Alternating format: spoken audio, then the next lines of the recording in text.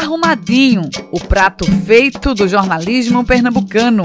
Eleições 2022. Bem-vindos, bem-vindas ao Arrumadinho, o podcast de opinião, análise e entrevista da Marco Zero Conteúdo. Até agora, nessa temporada das eleições 2022, a gente vinha falando de Bolsonaro, da tentativa de golpe de Jair Bolsonaro, falamos da entrevista de Lula, do debate da Band, falamos de vários assuntos relacionados à disputa nacional, da violência nas eleições, mas ainda não tínhamos conversado, não tínhamos falado aqui sobre a disputa local para governadora ou para governador. Vamos começar a pagar essa dívida hoje, entrevistando a líder das pesquisas desde que ela colocou o seu nome para a disputa, Marília Reis, que foi a primeira a aceitar o nosso convite para essa conversa. Nós convidamos 4 candidatos e candidatas, né? Daqueles que nós localizamos como sendo de centro-esquerda ou de esquerda. No caso, o Danilo Cabral, Marília Reis, Jones Manuel e João Arnaldo. A Marília foi a primeira a aceitar o nosso convite, a gente se sente muito honrado com isso. O Jones Manuel e o João Arnaldo também já aceitaram, estão com data marcada. O Danilo Cabral estamos esperando a definição da agenda. Mas vamos conversar hoje com ela e deixar claro, eu fiquei surpreso, Marília. Essa semana, uma das suas assessoras me ligou perguntando quais seriam as regras da sabatina. E eu fiquei meio espantado, porque a gente não faz a sabatina. A gente não é uma sabatina, é uma conversa. Eu entendo que jornalista não tem mandato nem autoridade para sabatinar ninguém, ou que a gente tem a função de informar e de fazer perguntas incômodas que tirem alguém que está no debate público da sua zona de conforto. É isso que eu vou tentar fazer aqui hoje. Não é uma sabatina, então fique à vontade para me interromper. Mas se fosse sabatina, estava à vontade também.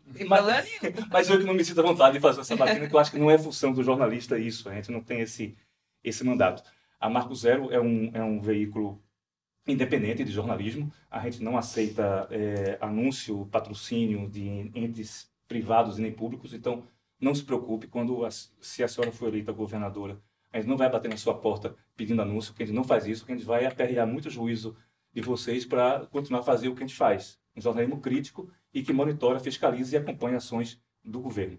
Por isso, como a gente não aceita anúncio, por isso nós precisamos da doação e do compromisso das pessoas que querem e que se sentem na necessidade de contribuir com esse jornalismo de qualidade e que contribui para a democratização da comunicação. Mas vamos lá.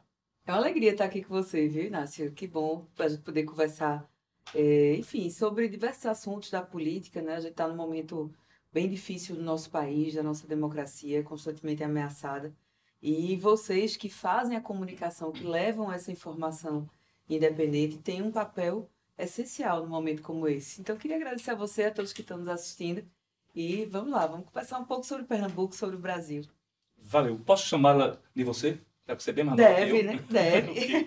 Então, você estava me dizendo que é de 12 de abril. Então, você é de Áries, é isso? Exatamente. Então, isso explica muita coisa, viu? Eu não entendo muito não de signo, de mas já briga. me disseram isso. O espírito de briga. Não, mas eu não sou da briga, não. Eu sou da paz. Quando a gente tem que brigar, quando não tem jeito, a gente briga. Mas o máximo que eu faço é para não ter briga, para não ter confusão. Mas quando a gente briga pelo que luta, né? Pelo que é correto, pelo que a gente acredita, aí vale a pena. Eu tenho um filho que é de Áries e vou lhe contar, o bicho é brigão. Bom, vou começar uma pergunta para a gente colocar o assunto aí na roda. Boa parte dos seus eleitores que estão mais à esquerda, eles e elas, né, sentem um certo receio em relação à sua coalizão. Você viabilizou a sua candidatura através de uma coalizão bem à direita, uma coalizão que tem alguns políticos que até anteontem estavam com Bolsonaro e tal. Como é que vai ser a senhora governadora, você governadora, como é que vai ser essa interlocução com os movimentos sociais de luta pela moradia, de luta pela terra, de luta ambiental, da causa ambiental? Porque vários desses movimentos estão ou com Danilo Cabral, por causa do PT, MST, ou com o pessoal do PSOL, ou no palanque do PSOL. Como é que dentro dessa coalizão vai ser a sua interlocução do seu governo com esses movimentos? Na verdade, Inácio, a gente tem que diferenciar hoje em dia quem era centro-direita e quem é direita fascista, né? A gente está vivendo um momento no Brasil que eu, sinceramente, você sabe, eu cresci na política, né? E cresci, mesmo quando estava fora de moda falar de direita e esquerda, eu me posicionava à esquerda, enfim, sempre compreendi bem essas diferenças. Eu não imaginava que fosse viver um momento como esse, que a gente fosse ter que enfrentar o fascismo, a ultradireita, todo esse clima violento que a gente está vivendo. E nós fizemos uma coalizão mais ao centro. Isso é fato. Centro-direita tem, sim. Por exemplo, o candidato ao Senado, André de Paula, tem um histórico de centro-direita, mas é centro-direita democrática. Não é? Nunca se posicionou como bolsonarista, nem nada do tipo. Aliás, aqui em Pernambuco, quais são os políticos da direita clássica que se posicionaram como bolsonarista? Eu não lembro. Talvez no segundo turno algum deles tenha declarado voto, mas aqui em Pernambuco a gente não viu o fenômeno que aconteceu no Ceará, por exemplo. O Ceará teve um candidato que foi para o segundo turno defendendo a bandeira de Bolsonaro. Aqui, como o percentual é muito pequeno de quem vota em Bolsonaro, termina que a própria direita não se posiciona dessa maneira. Mas, enfim, o presidente Lula, por exemplo, se coligou, o vice-presidente dele é Geraldo Alckmin, que é centro-direita, né? E sempre foi o adversário ferrenho dele. Arraes, em 86, que foi um dos governos com mais avanços das conquistas sociais que teve aqui em Pernambuco, se aliou à centro-direita também, com o próprio Antônio Farias. E quem é que vai dizer que a Arraes não avançou com os movimentos sociais, com as pautas relacionadas ao trabalhador do campo? Antônio Farias era usineiro. Então, quando a gente tem um propósito, quando a gente tem um projeto bem definido, sem flexibilizar essas ideias por conta de alianças, isso é que importa. E foi isso que aconteceu. Eu acredito que a gente está no momento que é necessário unir o país, dialogar, e principalmente depois dessa eleição. A gente vai ter esse grande desafio. Eu hoje disputo a eleição no Solidariedade com essa coalizão, que infelizmente nós não conseguimos ampliar mais e trazer outros partidos, mas já é uma amplitude considerável para o momento atual. Mas depois disso nós vamos precisar nos unir, inclusive com quem estiver apoiando outros candidatos. A gente tem que trazer, porque a partir do momento que a gente se elege para governar, tem que governar para todo mundo. Não governa somente para o eleitor da gente. Eu, como deputada federal, já agi assim no meu mandato como vereadora. Você, quando é deputado, quando é vereador, quando é governador ou governadora, você tem que governar para todo mundo e buscar trazer aquelas pessoas que eventualmente não estavam com você durante a eleição para participarem, para opinar, se for o caso para criticar também. Quando a gente escuta crítica e a gente reflete sobre elas, a chance de a gente deixar de errar e passar a acertar é muito maior. Eu fiz essa pergunta porque nos últimos anos, tanto no governo do Estado, o governo Paulo Câmara, o governo de Geraldo Júlio na prefeitura do Recife e continua com João Campos, um dos grandes problemas pelo menos que nós identificamos, nós que trabalhamos mais ao lado dos movimentos sociais, identificamos o completo desprezo pela interlocução com os movimentos sociais por parte do PSB, o partido do qual você foi... Mas o PSB é de esquerda, Inácio? Porque, veja, é uma incógnita, né? Na verdade, na minha opinião, não é. Inclusive, quando eu rompi politicamente com o PSB, eu considero que foi a primeira de algumas guinadas à direita que o PSB deu.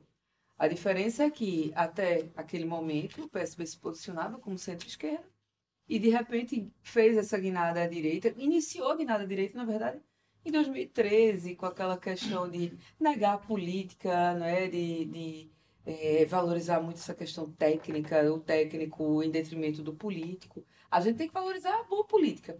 Mas, enfim, quando começou sutilmente ali, quando foi em 2014, teve a guinada à direita de verdade. E a partir de então, em 2018, botou a vela para o lado que estava soprando, aqui em Pernambuco, que era o presidente Lula, né? Fez toda aquela articulação para retirar a nossa candidatura. Você observar o que o PSB estava fazendo quando o Lula estava lá com sua liberdade ameaçada, quando foi preso. Não se posicionou. Teve uma carta do presidente dizendo que fosse feita a justiça, que a justiça tinha que ser respeitada, coisa e tal. Mas não teve nada concreto. Então, o PSB deixou de ser um partido de esquerda ou de centro-esquerda. O S virou somente uma letra. na sigla do partido. Então, não é surpresa para mim que os movimentos sociais sejam rechaçados ou não sejam ouvidos. Aliás, ninguém tem sido ouvido nos governos do PSB. Com a gente, comigo é diferente. Minha formação é totalmente diferente. Uma formação muito mais sólida em relação às convicções políticas, ao lado que a gente tem que ter, às prioridades que um governo tem que ter, do que um grupo que só pensa na próxima eleição, que só pensa no que vai fazer para se manter no poder. Senhora, já que você falou em eu tô ficando velha mesmo, né? Eu vou falar senhora, você, mesmo, né? eu vou relaxar, mas senhora uma vez, vai ser você outras, senão eu fico nessa paranoia, só falar você. A senhora falou em extrema-direita. Agora, com um olhar retrospectivo, para 2 anos atrás, né? Um pouco menos de 2 anos atrás, vendo o papel que Arthur Lira desempenhou na Câmara Federal, na presidência da Câmara Federal nesse tempo, como avalista do projeto autoritário de Bolsonaro, e com um papel, digamos que para chamar de corrupto, que precisa fazer um esforço grande, uma coisa quase um extorsionário, um chantagista. Olhando para trás, a senhora, você faz alguma autocrítica em relação, ou a autoavaliação em relação à sua participação na mesa diretora com Arthur Lira, aquela decisão de lançar o seu nome avulso para a mesa diretora? Veja, de toda maneira, aquela vaga seria do PT. O PT não abriu mão da vaga na mesa diretora, né? Se não fosse eu, seria outro companheiro do partido. Então, a composição na mesa... Na verdade, Inácio, o funcionamento da Câmara é muito complexo. Mesmo a gente que é da política, eu já fazia 10 anos que tinha mandatos aqui. Quando cheguei lá, demorei um pouco a entender como funcionava. E tenho certeza que tem gente aqui políticos aqui antigos que vivem nos parlamentos locais ou até em poder executivo local que não faz ideia de como funciona lá. Como é a eleição da mesa diretora? Existe uma divisão de qual cargo vai ficar com qual partido, de acordo com o tamanho das bancadas e com o bloco, com a composição dos blocos. Então, aquela vaga era do PT de toda maneira. Inclusive, a minha candidatura avulsa foi porque até 1 hora antes da eleição, eu era a candidata oficial do PT. 1 hora antes, o PT resolveu mudar de candidato. Inclusive, eu tinha estado com o companheiro de Sergipe, que é amigo meu, tenho um respeito muito grande pela luta dele. Na noite anterior, e a mudança foi às 9 da manhã, na noite anterior eu tinha estado na casa dele, o apartamento dele lá em Brasília, na frente do meu, tinha estado na casa dele conversando, dizendo que estava à disposição e tudo mais, fazendo as articulações. Não é? E aí, de manhã, houve essa mudança. O que eu fiz foi manter minha candidatura, de maneira avulsa. E essa vaga seria do partido de toda maneira. E acho que foi importante. É importante que a gente esteja na mesa diretora representando, buscando, por exemplo, o passaporte de vacina. Fui eu que fiquei em cima para exigirem, porque se eu deixasse fluir, não ia exigir o passaporte de vacina. Eu que estava lá dizendo, olha, tem que exigir passaporte de vacina para voltar aos trabalhos e tudo mais. Então, é necessário ter essa representatividade. Eu acho que foi importante, né? Enquanto estive no PT, estive lá representando o partido, né? E, enfim, levando os debates para a mesa diretora quando a gente julgava necessário. Os seus adversários hoje, eles relacionam esse episódio do Arthur Lira com a história da liberação de 3,5 milhões do orçamento. Que nem foi liberado, né? Não sei, eu sei que eu não sei. Como é que a sua campanha e você lida com esse tema? Como é que responde a isso? É muito injusto, sabe, Inácio, porque orçamento secreto existia quando era secreto de verdade. Depois que passou a ter o portal, quem coloca seu nome ali é porque está querendo, né, mostrar para todo mundo que foi atrás daquele recurso. Eu não acho que seja errado um parlamentar buscar recursos para o seu estado. O que aconteceu? Eu recebi demandas de entidades, de trabalhadores rurais, por tratores, por implementos agrícolas, e cadastrei lá no sistema. Está lá público, não é secreto. Inclusive, tem deputado do PT, tem deputados do PSB, do PSB de todas as nuances, viu? Desde os PSB mais à direita até os que se dizem mais à esquerda. Porque não tem problema. Esse cadastro é público. Agora, existe o secreto. Tem uma salinha lá, que até teve algum veículo que fez uma reportagem. Foi. Né? Que fica uma salinha, por quê? Porque a sala do relator Porque, Inácio, veja, eu não queria nem estar falando sobre essas peculiaridades da Câmara aqui, mas o que é que acontece? Fica lá a salinha, e aí o deputado fulano manda prefeitura tal cadastrar, porque qualquer cidadão pode cadastrar. Cidadão, entidades, prefeituras. Então, ele manda os que querem receber emenda cadastrarem e leva a listinha das propostas cadastradas. Isso é secreto. Agora, quando você coloca seu nome lá, entra com sua senha e cadastra, tá público. Eu não tenho problema nenhum de dizer, realmente requerir implementos, maquinário agrícola, porque o homem do campo de Pernambuco está abandonado. A gente vê quando chega assim, final de fevereiro, começo de março, os trabalhadores ficam desesperados, querendo trator, buscam para alugar caro, as prefeituras não têm, muitas vezes, o maquinário. Pedir, sim. E todas as vezes que eu tiver a oportunidade de trazer esses benefícios para o Estado, eu vou trazer, vou atrás. Porque é minha obrigação também. Agora, minha atuação como parlamentar vai muito além de você trazer recursos. Inclusive, eu sempre comentei, Inácio, essa questão de emenda, independentemente de ser extra ou de ser as impositivas, deturpa muito o entendimento que as pessoas têm do papel do parlamentar. Por quê? Esse é um plus.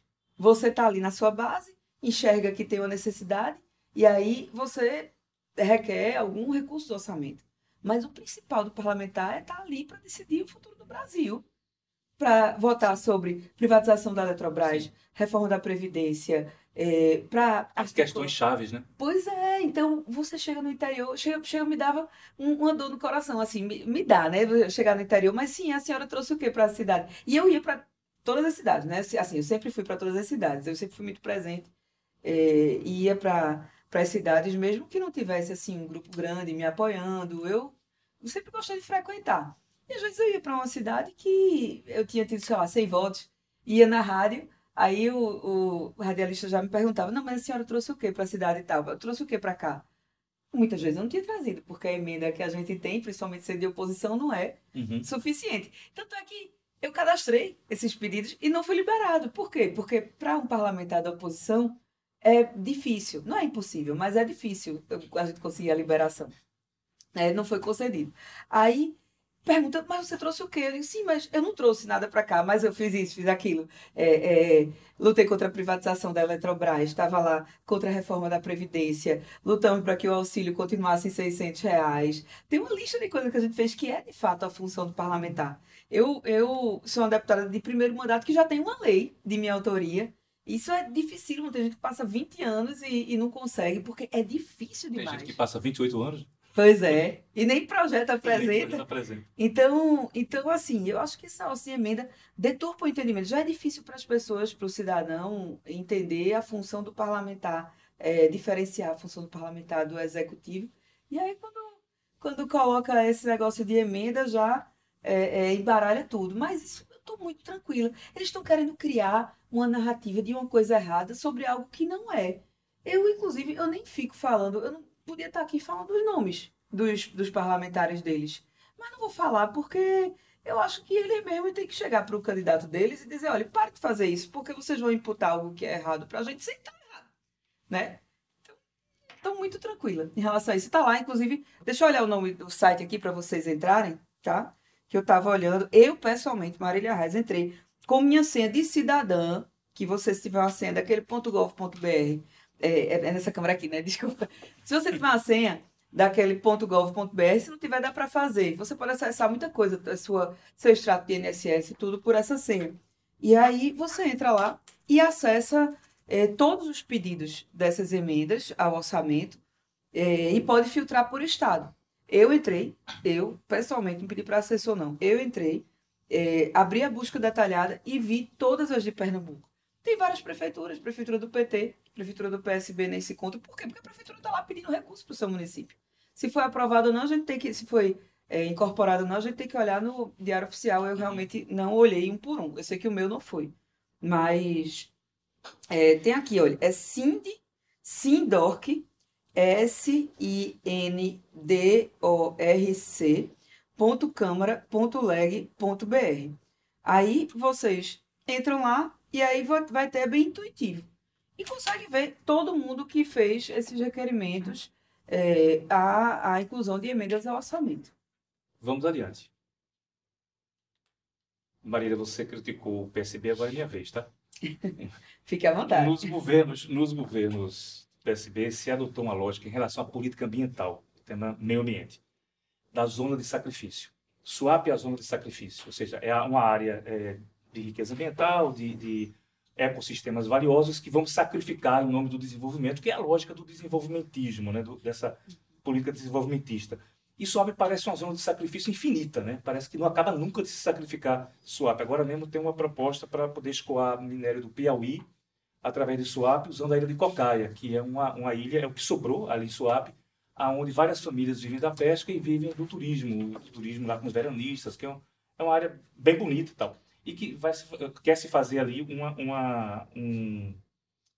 um terminal de exportação de minérios, que transforma o negócio, vai transformar aquilo num inferno. E assim. essa crise dos tubarões, né? Essa questão dos tubarões tem tudo a ver com... Tudo ligado com o SUAP. E aí afeta a economia de outra maneira, né? Afeta outra economia, né? Isso. Do Estado, de outras pessoas, outras milhares de pessoas. E agora me parece que a zona de sacrifício é a APA Aldeia Beberibe.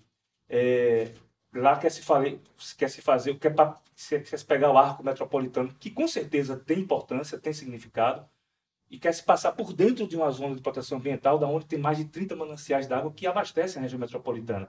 E dar aquilo ali para o Exército desmatar 150 hectares, ganhar. A gente vem fazendo muita matéria sobre isso, essa semana vai ter outra, para fazer a escola de sargentos do Exército. Pois é, Inácio. Inclusive, a escola de sargentos, foi no dia ou foi na véspera de fechar o prazo de emendas, eu descobri isso conversando nesse momento com o pessoal que defende o Arrudeia, né? Uhum. E aí eles falaram dessa problemática da escola de sargentos, pelo menos para a gente, nunca tinha sido apresentado para a bancada. Pediram emenda, acho que foi na véspera ou foi no dia, uma emenda da bancada de Pernambuco para a escola de sargentos. Eu disse, não, Marília, todo mundo vai mandar, realmente, eu acredito que todos os deputados Você mandaram. pensa que é uma escolinha, né? Você pensa que é unidade ali e tal, uma coisa. Pois é, então, olha, vai ser muito importante, não sei o que e tal. Aí, então, tá bom. Aí todo mundo concordou, né? Não tinha sido colocada nenhuma questão ambiental. Eu realmente sabia da polêmica relacionada ao arco, mas não sabia que a escola estava no meio. E a bancada de Pernambuco contribuiu, né? Se eu soubesse, com certeza teria problematizado. A gente vai dar matéria aí, se diz que ainda tem o Exército ainda vai ganhar outros 150 hectares ainda. Eu conversei com o pessoal e eles tinham... Da cidade da Copa, né? Eles vão dar 150 hectares. Que é uma imoralidade. Como compensação para o Exército desmatar 150 hectares, vão ganhar mais 150. Aí, no seu governo, a lógica das zonas de sacrifício vão continuar? Assim, no caso, a APA de Aldeia, SUAP, ou outras zonas de sacrifício em nome do desenvolvimento, como se fosse contrastante, né? O desenvolvimento com o meio ambiente. O mundo está aflito com isso e está provando que isso não é contrastante. Pois é, Inácio. Inclusive, eu estive na China alguns anos atrás, acho que foi 2009, 2010, e na época o discurso deles era esse, né? Dizendo, mas a Europa, se você for observar países da Europa, o quanto que não degradaram o meio ambiente para chegar onde estão. Aí eles diziam, a China vai precisar fazer isso também em determinado momento e tal. Hoje em dia eles já têm um discurso diferente, e olha que é a China. E a Europa está replantando. Exatamente. Então, eu acho que esse discurso relacionado à SUAP e ao próprio Arco Metropolitano, que é um projeto antigo, não cabe mais hoje em dia. Naquela época poderia até ser que em nome do desenvolvimento, enfim, mas hoje a gente já tem outra visão dessa situação. E principalmente em relação ao Arco Metropolitano é possível fazer diferente. Tem projetos alternativos que podem ser feitos. Agora, eu me comprometo, com certeza, a gente preservar tudo que precisa ser preservado, principalmente relacionado à água. Como é que a gente vai prejudicar os mananciais da Aldeia Beberibe, a gente com a crise hídrica do jeito que está hoje e do jeito que se vislumbra que vai ter? Então, em relação a esses dois casos, tanto de SUAP quanto da Aldeia Beberibe, a gente vai, sem dúvida alguma, fazer tudo o possível para modificar o projeto. Dá para modificar, não começou ainda. Não começou ainda. Então, a gente vai modificar o projeto, sem dúvida alguma, para a preservação que for necessária ser feita. Perfeito. Eu tô sentindo cheiro de café. Arruma aí um cafezinho pra mim. Vocês ficam aí tomando café. É o que tá cheiro mesmo. O pessoal tá dizendo, seu café é bom, eu disse, meu, não dá. Tem uma coisa... Essa pergunta, aliás, ela não é minha. A pergunta estaria aqui comigo hoje Maria Carolina Santos, a Carol Santos, que é a nossa repórter, repórter lá da Marco Zero, e só que ela adoeceu e ela não se sentiu à vontade de vir entrevistar, estando com febre e tal, e Eu agradeço. Principalmente a senhora você estando grávida. E Carol disse, eu não me sinto à vontade, mesmo com máscara, eu não vou me sentir à vontade. Minha imunidade está mais baixa mesmo. Eu já peguei umas 2 gripes nos últimos 20 dias. Ai, obrigada. Tem açúcar adoçante, você? Não, eu estou sem nada. Sem nada. Obrigada. Questão, tudo quanto é governo, não só de Pernambuco, tem trabalhado muito com a história dos cargos, dos contratos temporários. Inclusive, Eduardo Campos, eu lembro que em 2013, ele fez uma reforma administrativa onde cortou cargos comissionados, mas criou um bocado de cargo temporário e de contratos para substituir esses cargos comissionados. Isso aconteceu em várias secretarias.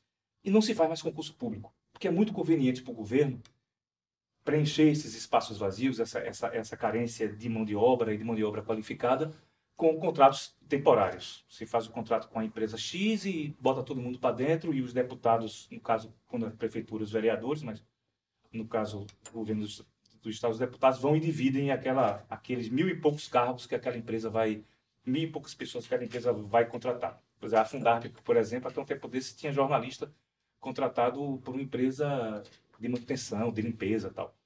Vão fazendo esses arranjos, porque é muito conveniente, né? Você encontra o vazio de servidores qualificados, de servidores públicos, porque as pessoas vão se aposentando, vão saindo, vão sendo emprestadas, e há necessidade de uma mão de obra do Estado e não do governo. Como é que a senhora vai tratar essa questão? Várias secretarias de Pernambuco hoje estão carentes em relação a isso. A área de cultura, eu dei um exemplo, é só uma delas. Como é que vai ser vai voltar a ter concurso público em Pernambuco? Inclusive, Inácio, eu tenho respondido a muitos representantes de algumas categorias que vêm me dizer, Marília, olha, o governo, o PSB está espalhando para os contratados, está fazendo terror, que você vai demitir todo mundo e tal, você tem que dizer eles que não vai. E eu vou dizer que não vou fazer concurso. Então, assim, não é que a gente queira penalizar os contratados, com certeza os contratados que têm, né, a competência e tudo vão fazer concurso, vão passar. Agora, claro, a gente está vivendo um momento em que teve a PEC do fim do mundo, né, do teto de gastos, que limita muito esse gasto com a folha de pessoal e tudo mais. Então, a gente vai ter que fazer um estudo para ver qual é a situação hoje financeira e que o Estado vai poder fazer concurso público. A gente não tem condições de se comprometer agora sem saber exatamente qual é a situação do Estado. Agora, lógico que, principalmente em relação à educação, professor, a gente dá uma condição, um plano de cargos e carreira digno para os professores, a formação continuada, fazer o link dos professores do Estado em relação à formação com aqueles dos municípios para cuidar da primeira infância. Tudo isso a gente quer fazer. Agora, claro, vai depender da situação que a gente encontrar a saúde financeira do Estado. Né? Mas, inclusive, fazem esse terrorismo com as pessoas, eu não tenho nada contra eles. Agora, se você perguntar o que é que eu prefiro, se é um contrato, uma situação precária de contratação de trabalho e um serviço de concurso, um concursado e tudo mais, claro que eu prefiro um servidor. Eu prefiro dar essa oportunidade, não, mas eu prefiro que o servidor seja concursado, né, que tenha uma estabilidade. E aí fazem esse terrorismo, pintam esse bicho para os contratados da saúde, da educação, mas a gente não vai perseguir. São milhares, né? São milhares, e óbvio que a gente não vai perseguir ninguém. Agora, essas pessoas preferem ser contratadas numa situação precária, ficar submetidas politicamente, inclusive, ou terem uma estabilidade de um concurso público. Eu tenho certeza que elas prefeririam ser concursadas, ter a oportunidade de fazer o concurso público. A candidata a prefeita do Recife, Marília Reis, isso me parece que é um tema que sempre surge nas suas sabatinas, entrevistas e tal. Ela falou em promessa de campanha não, mas você disse que iria trabalhar para tirar o presídio Aníbal Bruno lá da Avenida Liberdade. são ali 1.000 vagas com 6.000 presos, se eu não me engano. Um pouco mais, um pouco menos, não vem ao caso aqui, mas é um presídio super lotado. Se Marília Reis for governadora de Pernambuco, ela terá pelo menos o poder para isso. Não sei se vai ter o dinheiro para isso, mas o poder para isso ela vai ter bem mais do que a candidata a prefeita Marília Reis. Nesse caso, como fazer para distribuir esses 6.000 presos?